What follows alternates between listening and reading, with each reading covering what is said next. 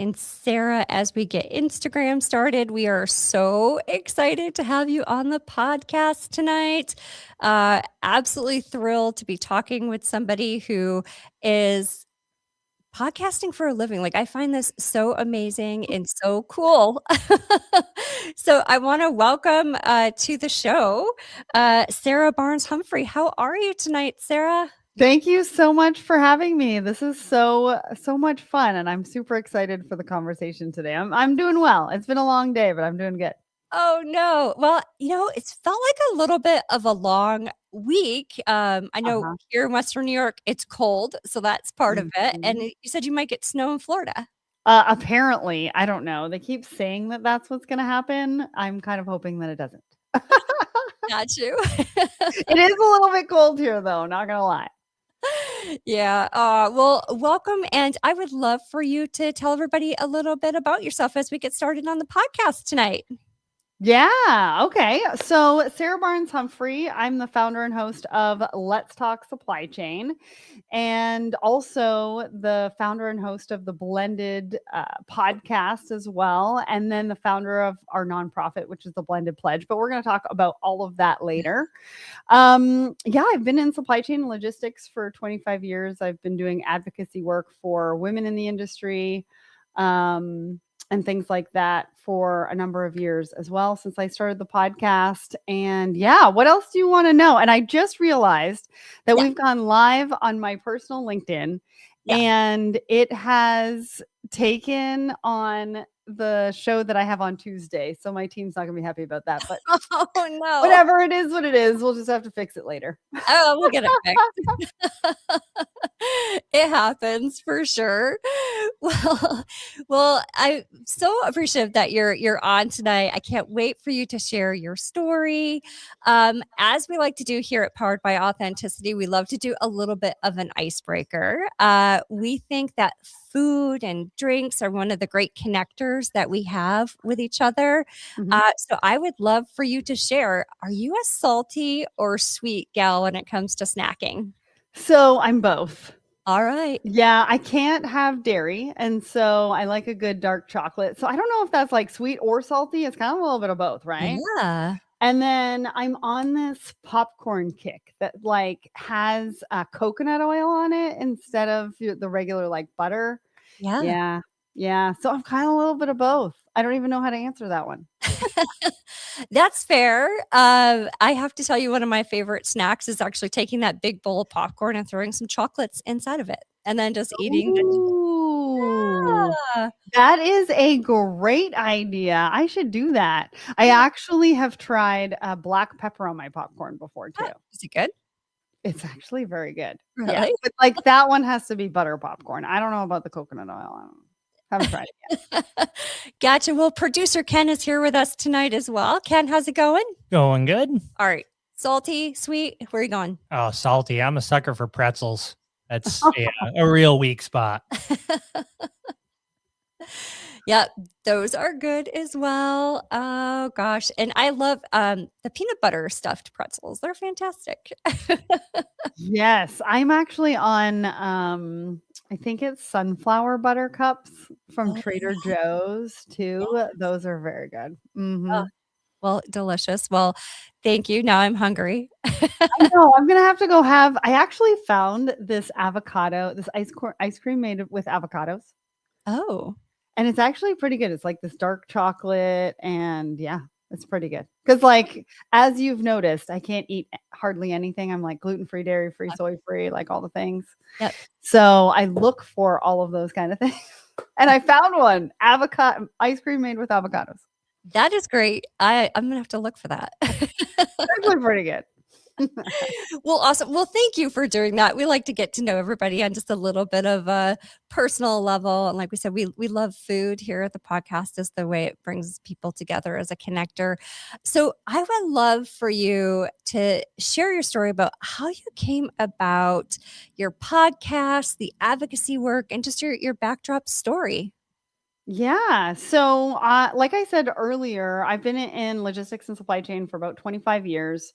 I spent majority of my career in our family business, which was a logistics company. So, really a travel agent for cargo. That's how I kind of like to put it into context. Yeah. Started off right outside of high school. I was receptionist for a few years. Then I was in operations. I was in sales. And I was director of sales and marketing, and we needed to tell our brand story. So I decided to start a podcast. This was back in 2016. And I was listening to Lewis Howe's School of Greatness podcast. And I was like, well, if Lewis Howes can have a podcast, why can't Sarah Barnes-Humphrey? Yeah. And so I asked one of my male colleagues to be a co-host on it.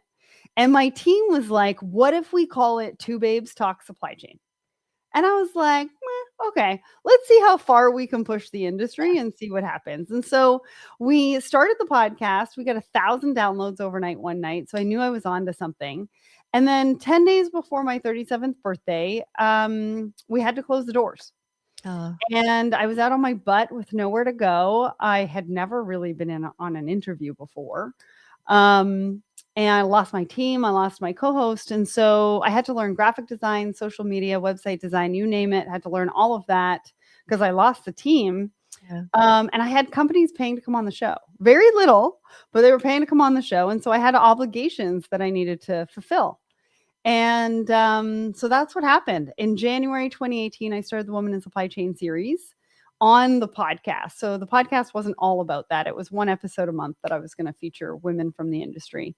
And then by April 2018, no women would come on a show called Two Babes Talk Supply Chain. So craziest week of my life, but I rebranded it to Let's Talk Supply Chain. And the rest is really history. And it's been a lot of fun. It's been a lot of trying to figure out myself and, how I want to show up. It's trying to figure out, how do we break some of these glass ceilings of what we think is possible and really going beyond that. So that's really what the journey's been about. And today we've got a team of about 18 people, and we're more of a media brand than, content creation or just podcasts. And actually in 2020, I decided that my advocacy work was more than just gender. I have a blended family, and I was like, we need to talk about more than just gender. And it took me about 6 months to try to figure out what I was going to do. But I decided that I wanted like a red table talk for podcasts. And so for the Blended podcast, that was born October 2020. And we bring 5 different people together from different walks of life to talk about inclusion in the workplace. I love that.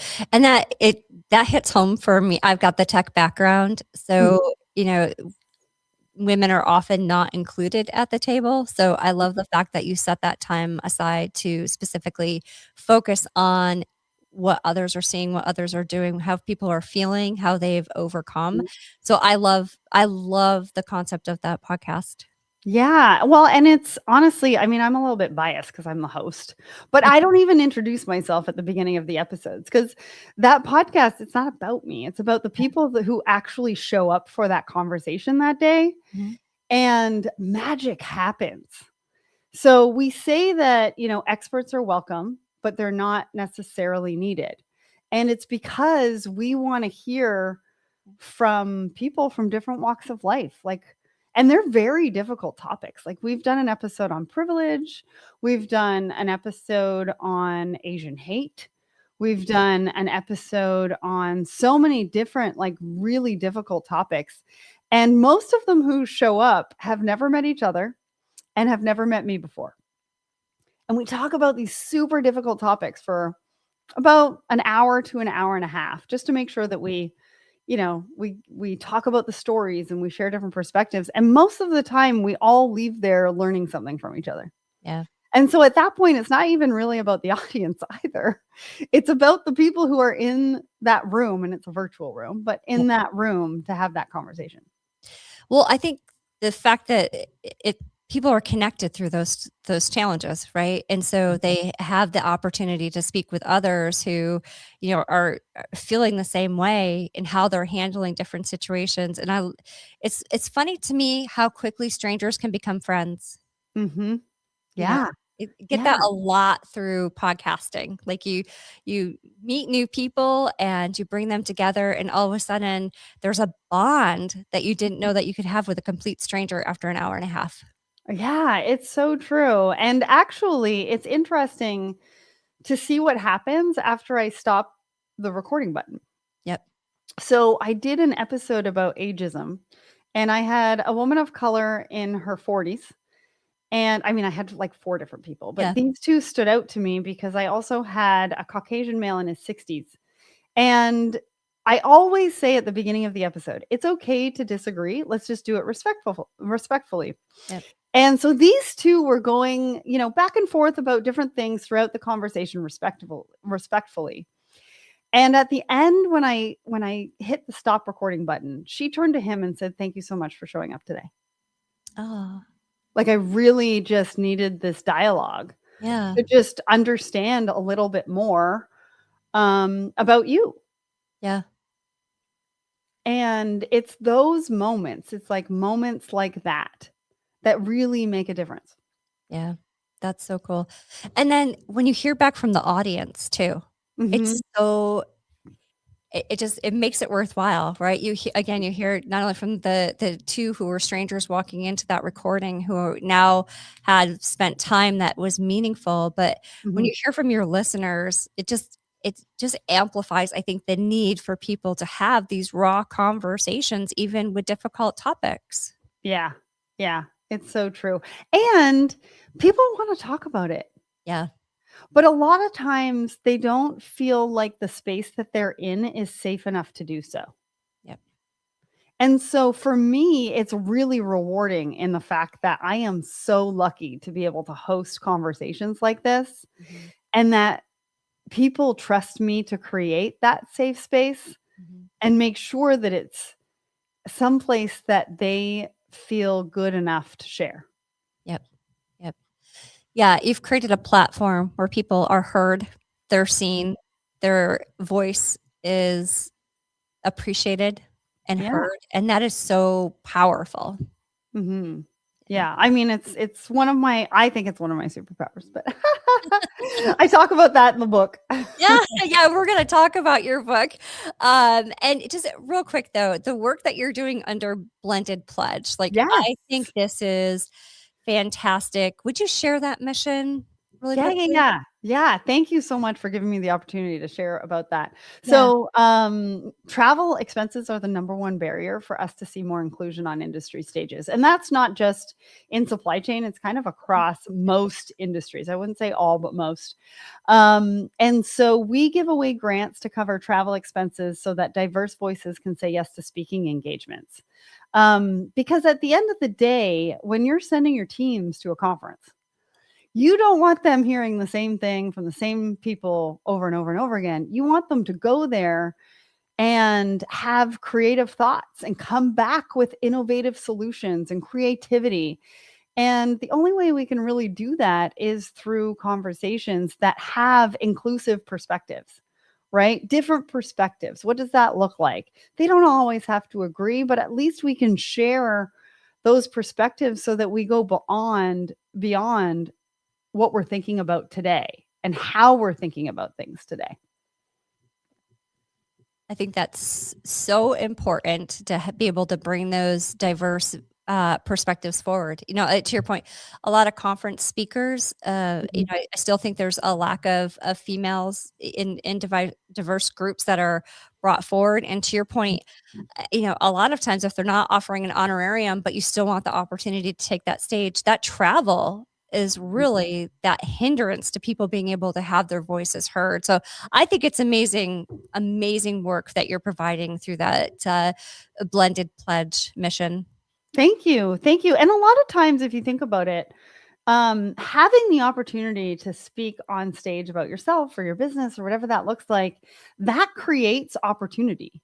Yep. We have to allow for the space to be able to provide opportunity to a variety of different people. And if we think about entrepreneurs, I mean, sometimes it's a decision between paying for travel to go somewhere where you know is going to like really be a good return on your business, or putting food on the table. Yep. Yep. Exactly. And knowing that there's a place that can help ease that is Yes. so nice. And to an entrepreneur, that could be the one place where they take off and their business really can see that positive impact. Is just that one up. It only takes one Mhm. for Yep. that to It happen. only takes one. And you never know when you're in a room what can happen. Yeah, absolutely. Absolutely. Well, I love it. I was excited to learn more about it and read about it on your website. The other thing I was really excited to read was your book. So thank you for sending it. I actually printed the e version out just because I am definitely a paper gal when it comes to books, Okay. and I have highlights all through it. As Oh, Yeah, I do. For the audience, the title is "I Buried Her in a French Press." So, title gets you right away. it's the only thing. Like if you go to search it on Amazon, it's the only thing that comes up when you put in that title. I mean, go figure. Would you mind sharing a little bit about the book as a whole? And then, I'll share some of my perspective and some of the things that I highlighted. But would you mind sharing just kind of how the book itself, kind of how you came up with it, Yeah. all of the good details? I would love to. So, in the fall of 2024, actually, I would say probably throughout 2024, um, I really wanted to. I wanted to see where I could like what I could do with my personal brand. Mhm. I'd been in supply chain for so long, but I didn't necessarily want to be a supply chain expert. Like that wasn't exactly where I thought I would be, and so I went to Lewis House had this conference, and so I went there and I did this personal branding session. And the guy said, "Your personal brand has to be about one word." And I was like, "One word? Like, how in the actual is anybody Yep. going to figure this out?" And of course, he puts up Brene Brown and he puts up like Lewis House and like Yep. all these people who have come up with their one word. And I thought about it for a week. Because I was like, okay, if I'm gonna get serious about my personal brand, Yeah. I need to figure out what this one word is. And so I kept going through like, what is it that I'm good at? What is it that I actually do? And I kept coming back to creating safe space for conversation. I kept coming back to after I stopped the record button on a lot of my episodes, they were like, wow, like you made me feel seen and heard today. I felt comfortable talking to you, like that kind of thing. Yeah. And I got on the flight home and it was red eye. And it came to me and it was like self-worth. And I was like, okay, all right. And so I sort of had to go through that in my head as to how that really is interpreted with what I do and how we could interpret it. And I I went back to my team the next day or something like that. And I was like, I've got it. It's self-worth. And they were like, absolutely not. And I was like, but why? Why not? And so I started to explain like why that. Yeah. And I've wanted to write a book for a very, very long time. But I just didn't know what I was going to talk about. I didn't know what I wanted to write about. I knew that I had been through a lot. I wasn't sure if it was going to be interesting to anybody. Mhm. But I could tie all of the things that I had been through back to self-worth. And so I was like, I think this is it. And so I worked on the book for about a year. I did have a writer that I was working with. Otherwise, it probably would have taken me 10. And we went through all of the different stories. And so this book is a compilation of the things that I've been through throughout my life, but then how I was able to pick myself up from a self-worth perspective or find my voice again. So find it one time and then lose it and then find it again. And that really is the journey. Yeah. right? We all think it's this big destination. Once Yeah. I get here, I'm going to be fully confident. And then what happens when a week later you don't feel so confident? Right. Yep. Right? And Yeah. how do we navigate that? And so that's how it came about. And that's what I decided to write the book about. And the title itself, everybody thinks it's this big analogy. And I guess it probably could have been. But there's a fun chapter in there as to why I called it what I called it. And maybe you'll have to read it, or maybe Emily will give you a sneak peek. But Well, so I think a couple of things there. One is truly, I think one of the lessons that you walk away from this book with is if you have to find your voice 5 times, just keep finding it. Like you went through yes. a lot in your Mhm. childhood and early adult, right up, I would say, even through that birthday where you magically found yourself without a job. And what do you do next? And after that, I love the stories as well about your side hustles. Yes. And part of the reason I say that is because I think everybody needs a side hustle. Mhm. I think there's so much to learn from them. Yeah, well, I'm a really big believer in you've gotta try lots of different things to Yep. see what you like, what you don't like, what you're good at, and what you're not good at. Yep. And so that side hustle journey for me was one of the ways to be able to do that. And I learned so much. It took me a long time to see my value, Yep. but I had to go through some pretty hard things. Like I went to court Yep.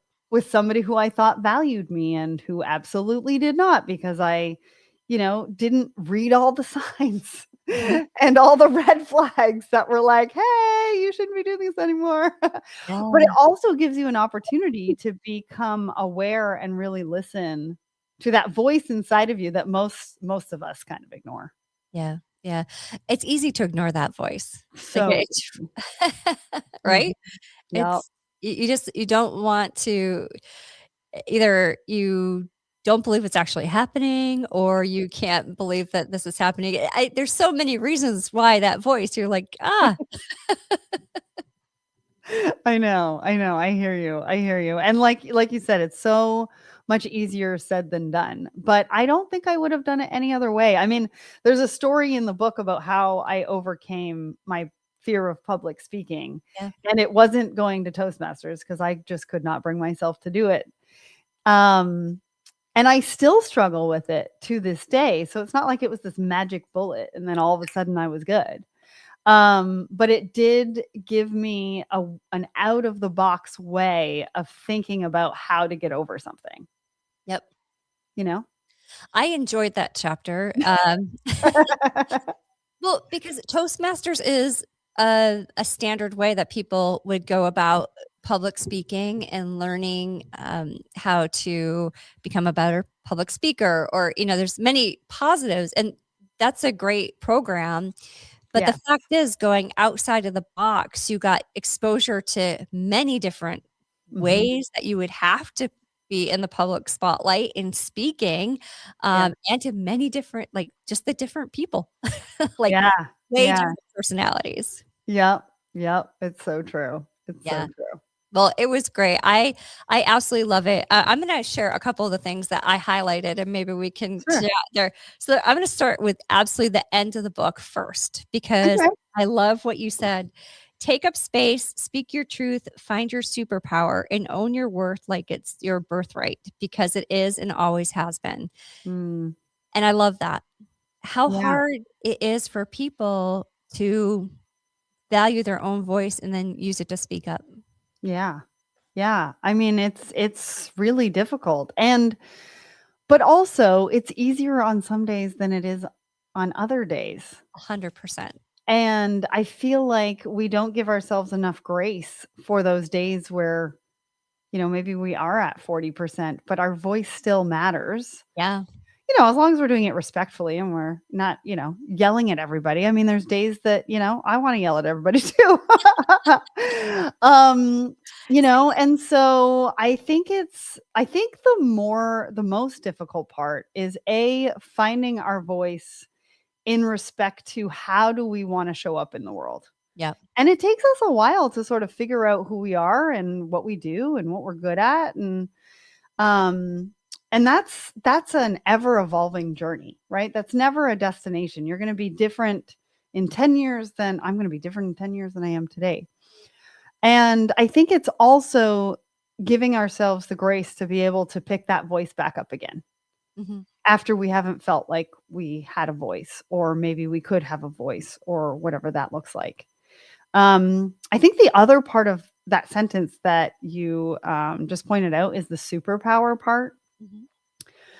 I talk about in the book purpose, and I don't know how this resonated with you, but I talk about how people get so caught up in purpose that they feel like if they don't have a purpose, that they're failing in life. And I just don't think that's fair to anybody. Yeah. Right? It takes a while to figure out what that purpose is, and it keeps changing. So the goalpost keeps changing. So, are you ever fully in your purpose? Sure. But it's going to evolve and it's going to change. And so when you talk about superpower in that sentence, I feel like the superpower is a lot better a word than purpose. And I think that can evolve and change too. But I think finding your superpower is a way to be able to find that is through reflecting on what you've been through and how you navigated through each one of those situations. And that gives you so much insight into like who you are and what your superpower is and what you bring to the world. And, Yeah. No, I love that. I think the other part with that too is people taking the time to realize that, you may shift, right? Like where you were 10 years ago is not where you are today. And in 5 years, it's not going to look the same.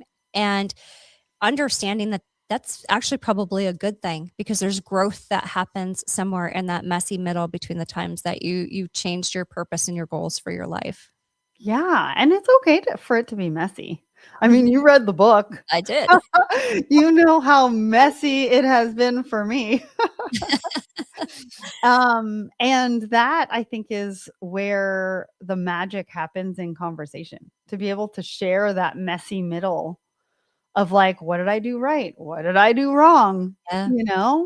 What am I proud of? What am I not proud of? Yeah. Right? Because what you're not proud of, you can learn from and maybe do it differently next time. Yep. Absolutely. We all get second chances in our own lives just through the choices that we make. Yep. I love it. And I think you mentioned that in the book. It was something like there's no real mistake or something to that value, like things that may have gone wrong. Okay, get up and dust yourself off and try again, like learn from that, but you've got to pick yourself up and move on. Well, and who decides like what's wrong and what's a mistake and what's failure? Yeah. I think those are, we have to be careful of the words that we use too, because sometimes we get so hung up on these like words that have this negative connotation, and no wonder we sort of spiral. Yeah. If we're using words like that to sort of beat ourselves up over something that we think or society thinks is the wrong way of doing things. Yeah. Yeah. It's funny. It's oftentimes that we feel that we've done something incorrect. Nobody else knows about it. It's only your own internalization. Can I tell you, like nobody's paying attention. No. That closely. I mean, everybody thinks they are. Yep. And maybe some people are, but nobody's really paying that much close attention. Yep. Agree. And I think instead of purpose, you also said find your core values. Yeah. Yeah. And I love that. Yeah. Like, what is it that you stand for?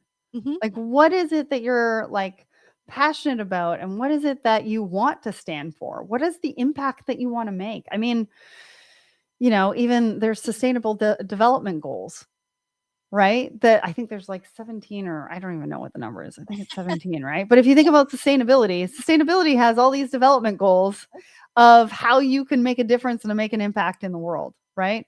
What are the 3 core values? And maybe it's not 3, maybe it's 4, maybe it's 1. Yep.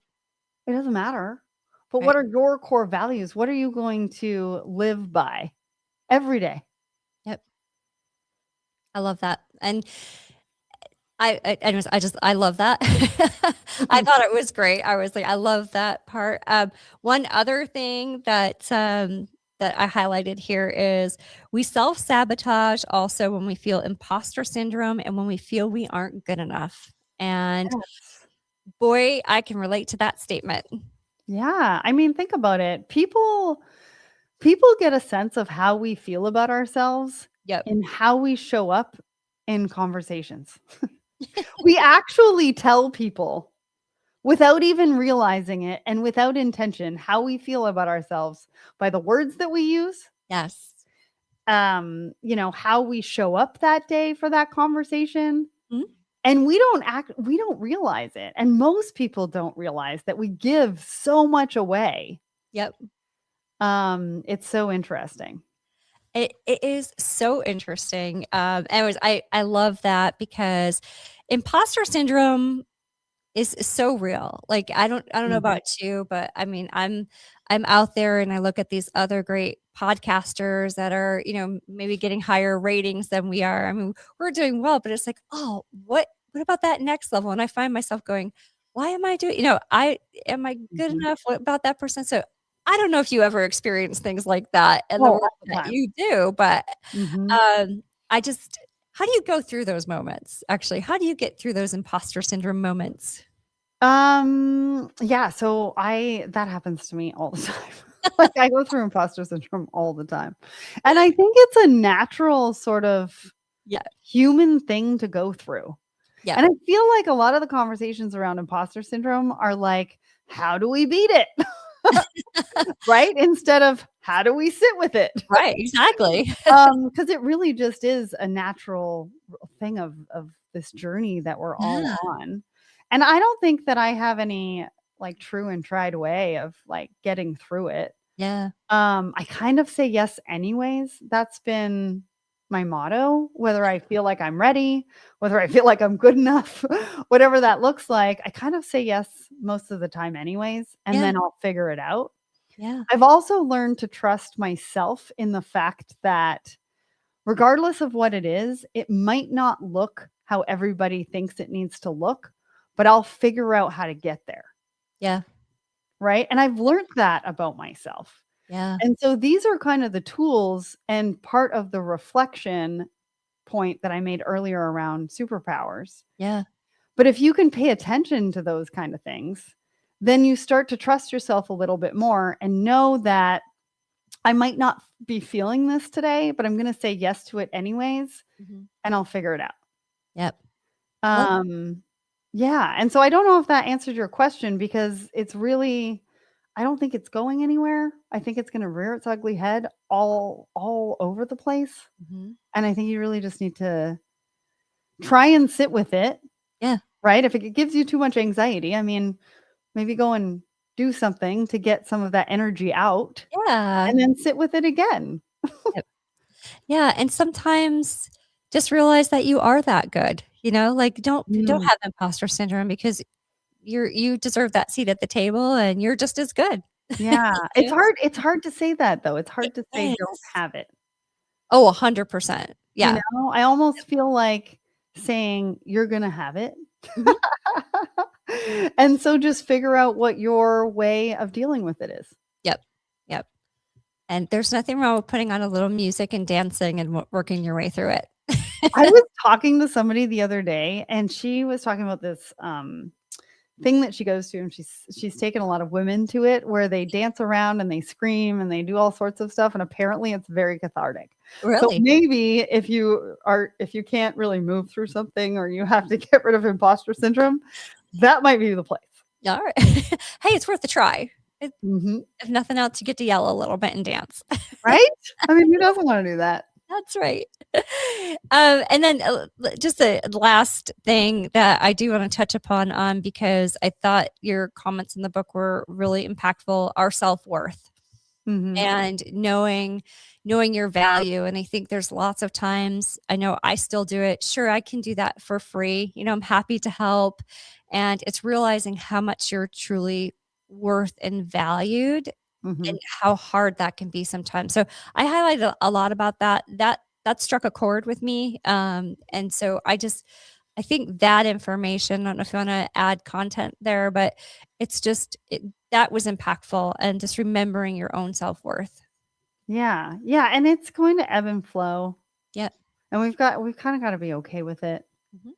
You know what I mean? And there's a lot of great ways, like, to say no respectfully. If you just can't do something right now. I mean, I think the inherent nature of most people is that you want to help and you want to say yes and you want to be able to help all sorts of people. But you only have so much time, energy, money, and resources in a day. Right? And so you can only do so much sometimes. And sometimes you do have to say no. Yep. Yep. No, I appreciate that. And I think the more we say yes, the more exhausted we are. And there's just there's many tentacles to that. But I will say this. Take a look or try to figure out why it is that you're saying yes or why you're saying no. One of the things that I'd hate to see is that you don't say yes out of fear. Mm-hmm. So one of the things that I think I talked about this in the book around keynote speaking. Yes, you did. Yes. So I was asked a lot to do these these keynote speeches. And I mentioned earlier that I have this fear of public speaking. And so I would say no. Mm-hmm. And I was like, well, wait a second. Why am I saying no to this? Is it out of the fear? Or is it because it's really just something I don't want to do? And so it took me a while to like work through that and sort of figure that out. But I realized that a traditional keynote speech is not the way I would do a keynote speech. Yeah. And so once I took a look at it and said, well, wait a second, if we crumpled up that piece of paper as to what it should look like, and we redesigned it in a way that actually resonated and aligned with me and who I am and creating safe space for conversation, Mm-hmm. then I would say yes to keynote speeches.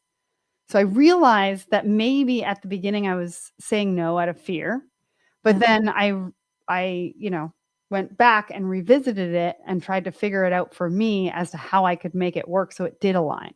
Yep. If that was what I wanted to do. You know what I'm saying? Yeah, and I appreciated you walking through how you got there in the book, like, you know, how you came to that conclusion. And I was thinking about that specific scenario on my drive over to the community arts center, was that it took a lot to get there. Like, it wasn't out of fear, but it was realizing how you connect with your audience and how you connect with people that led you to get there. I think there's a lot of spotlight on keynotes and things like that, but who says one specific way is the only way to deliver them? Right. Right. Yeah. So as you can see, I sort of kick the status quo. Yeah. I love that. as well as we should every once in a while. There's nothing wrong with kicking the status quo. Well, thank you. I will share more with you in an email about just specifics on the book. I can just tell everybody who's listening now, it's a great story of resilience, and you shared your story beautifully about how you went from your teenage years and some things that happened there all the way through finding a French press and what had to happen in those moments. And I will share, so you during the time where you're explaining kind of the French press day, if you will, you mentioned sun versus rain. Mm-hmm. And how it had been rainy, but the sun came out for the service. And I have to say, the day my father died, it was raining terribly until the moment he took his last breath. And the moment he took his last breath, actually the sun began to shine and things became bright. And I often say that was his way of letting us know that he was okay. Yeah. But I think there was just that whole chapter, there was a lot that resonated with me personally. So thank you for putting that to paper, and thank you for sharing moments like that, because it did resonate with me personally. And so I loved it. Yeah, I love that. And It's like the title is an ode to my step grandmother. Yeah. We can share that. And it was her sort of burial day. And I had been doing all of the coordination from Canada. And it was during the pandemic and I had to quarantine. There was all sorts of circumstances that led me to this particular moment. And Yeah. so it was a fun story to share, although I will say it was a difficult story to Sure. share because I sort of had to relive that day. Yep. Um, and I think this book is full of sort of like moments where you'll laugh, moments where you'll cry, maybe moments of resolution and resonating with some of the things. And honestly, I wrote it and I was like, if I can help one person, Yep. and we have over 50, I think 50 reviews on Amazing. Amazon. Yeah. That's great. Yeah. Those are hard to get. I know personally from that. Yeah. Well, and I think we got bestseller in 2 different categories on Amazon too. Yay. So I'm very grateful and humble for this experience because I'll tell you, writing the book was pretty therapeutic. And Was it? I've been in therapy like pretty much since my early 20s. Yeah. Yeah. There is something cathartic, I think, about being able to sit down and just Mhm. tell it and Yeah. just share. Mhm. So, oh, I love. Well, thank you so much for sharing that. A quick question for you as we start to wrap up. What's one thing that you want to make sure that our audience knows about the work that you're doing and about yourself? Really, I want everybody to know about the Blended Pledge. I think it's, Yeah. just something, and the Blended podcast. Yeah. And the reason for that is not because of me, it's because of the people that show up. It takes a lot of courage and bravery for people to show up to an environment where they've never met the host, they've never met each other, and they're talking about some pretty personal things Yep. where they have to be vulnerable and authentic in how they share their perspectives and their stories on that particular topic. So if you do anything and you want to learn more about other people, I think I'd just really like to give a shout out to theblendedpledge.org, the Blended Podcast, just because I think these stories really need to be heard. Yeah, I do too. I did listen to a couple of episodes and I just absolutely, got a new subscriber in me because well, people need the space to be able to have those conversations, to know that they're safe, to know, again, I think people want to be valued and seen and heard. And you definitely provide a platform for people to come and share that. Plus, you're bringing opportunity to so many people by being able to go out into conferences and share their stories and help Yes. them get a next step in their careers, their business, whatever it might be. Yeah. Yeah. And then highly encourage everybody to go to Amazon. The audiobook just came out Hey. of I Buried Her in a French Press. So we've got all sorts of different versions for however you want to listen or read a book. Awesome. We're going to put links in the show notes. So we'll make sure there's links to everything, to your website, to Amazon. But again, I just absolutely, I love the book. I love the Blended Pledge. I love that mission. And Sarah, thank you for being on the show tonight. I could probably sit here and talk to you for hours. Well, who knows when you press end show what's going to happen, but we'll see. Exactly. It's just, when I get such engaging guests like yourself, and I feel like the work that you're doing is impactful for others. And, I know you've got your supply chain work that you're doing, but you're bringing so much in through Blended Pledge and through the book and sharing your story. So thank you for what you're putting out into our world. Thank you for having me on the show and for allowing me the space to Yeah. be able to talk about this today. I really appreciate it. So thank you so much. Oh, well, thanks for being here. We really appreciate it. Producer Ken, thanks for being here tonight. You got it. Thanks, And- Ken. And as I mentioned, we're very lucky, Sarah. We're a small community, but we have amazing support. So our local community art center, Go Art, allows us to come in and use their space. So we get to go to fun areas across the building to record our podcast. Awesome. Yeah. Yes, that's cool. So shout out to them. Well, thank you for being here. I hope you have a great rest of your night. Truly, I appreciate you taking the time this evening to just share everything that you're doing. It's meant a lot. Thank you so much. I appreciate you for having me on the show. Have a good night, everybody. Have a great night, Sarah. We appreciate it.